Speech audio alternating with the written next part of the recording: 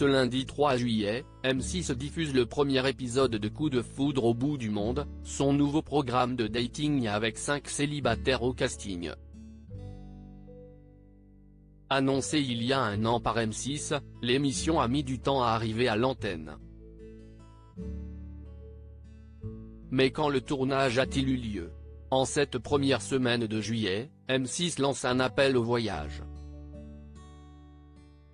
Ce lundi 3 juillet, la chaîne diffuse le premier numéro de Coup de foudre au bout du monde, son nouveau programme de dating. Et il a fallu attendre quelque temps pour enfin voir débarquer ce programme inédit à l'antenne. Lors de sa conférence de presse de rentrée organisée en juin 2022, la 6 disait déjà l'arrivée de cette émission.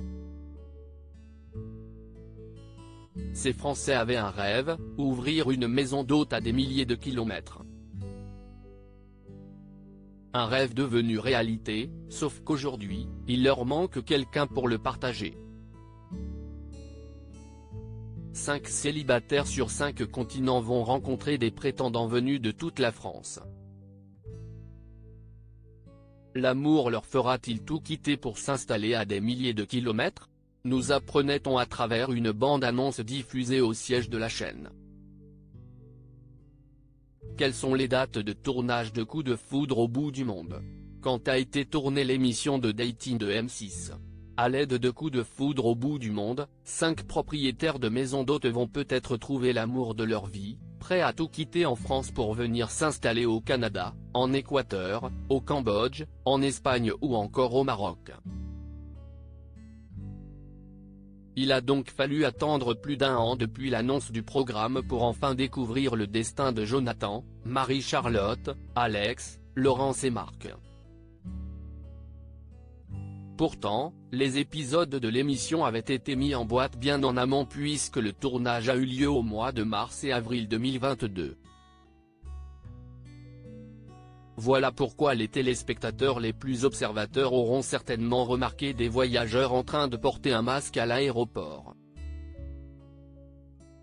Pour rappel, l'obligation de le porter dans les avions et les aéroports a été levée le 16 mai 2022. Comment les prétendants de Coup de foudre au bout du monde ont-ils été sélectionnés? Afin de dénicher les cœurs à prendre, la production et la chaîne ont lancé un casting national à la recherche de personnes ayant ouvert une maison d'hôtes à l'étranger.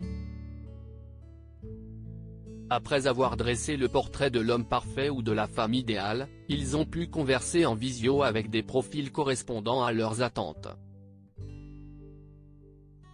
Parmi la dizaine de personnes rencontrées par écran interposé, seuls 3 par célibataire ont fait le déplacement jusqu'à l'aéroport.